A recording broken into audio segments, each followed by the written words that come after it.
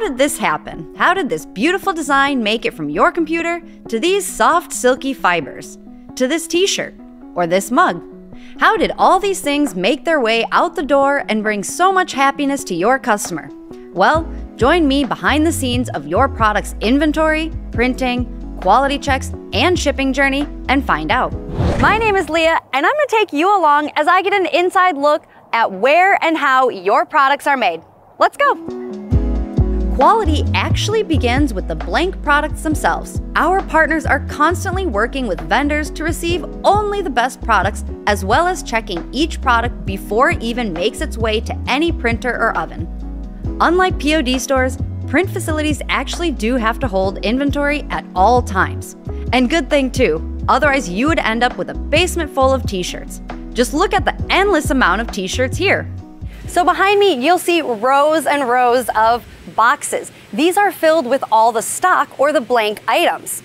Each box you'll see has an orange label that is printed as soon as the supply truck brings over the items. And each label has a QR code. This tells the SKU number of each item as well as the location of where it should go on the shelves for max efficiency. This station is where the magic begins. As soon as your customer places an order, it almost instantly hits their system. Here they can ship out a barcode that'll follow the order throughout the entire process, starting with which item to pick, its color, its size. It'll show the proper design that needs to be printed and whether it includes things like a neck label, a branding insert, or even if it's an express order. So once the QR code has been printed, it gets scanned so that the worker can go pick the correct items. Now, what's really unique about this facility is that they have the technology that'll tell the system which items exactly have been picked and how many are left so that they can replenish that stock even faster with items that they've already had planned ahead for months. Having plenty of stock on hand is especially important come Q4.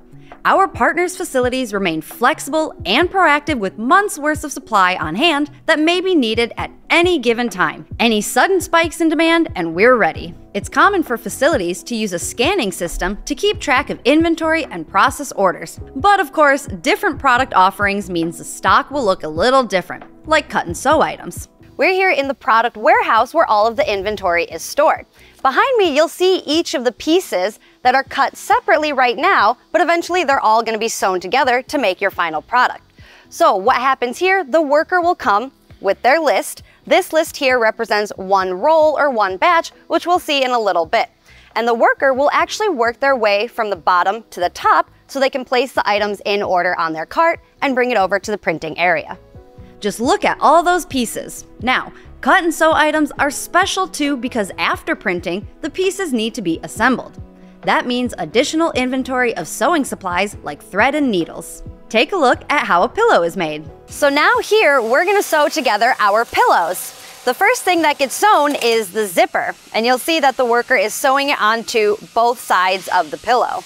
Once the zipper gets sewn on, it gets taken over to the next sewing machine where the worker is simply sewing all the edges together.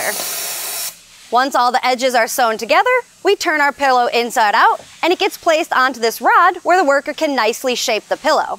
She'll then grab the actual pillow and we'll stuff it into our pillowcase. You may have noticed that the actual pillow itself looked quite a bit larger than the pillowcase, but this is needed so that the pillow is kind of nice and firm. We'll give it a little beating to kind of fluff it out a little bit, and we have a nice, vibrant pillow. In other facilities, however, some products need to be assembled before printing, such as canvases and framed prints. Let's see how canvases are made first. We're at the very beginning of premium gallery wraps or canvases, and this is where they keep all the inventory. Behind me is where they keep the fronts of the canvases, and next to me you'll see a stack of the backs. And we'll see soon how the tape is attached and the hanging hardware. Here we're applying tape to the raw backing so that eventually the front and backs of the canvases can come together. Once the backing has been taped, it comes over here where it gets fed into the machine that uses pressure to adhere our hanging hardware. So once our backs have been created, we can now get to our fronts. What happens here is the first step is that glue gets applied, a very thin layer, through what they call a hot melt, and it uses rollers to apply this layer of glue. On the other side of the machine, another worker will pull out this front and place it on a rack for drying. Framed prints are assembled in a similar fashion, except this time we've got nails instead of glue. This is where framed poster prints begins with the actual frame itself. The first step is to see what size and color is needed so that the operator can cut the right size. Eventually, our back, front, and printed image come together to create a stunning piece of wall decor. Wow, what an amazing experience. Doesn't it make you want to create some wall decor? Now that we know where all of our stuff comes from, in the next video, we're going to show you how we get your design onto your chosen product.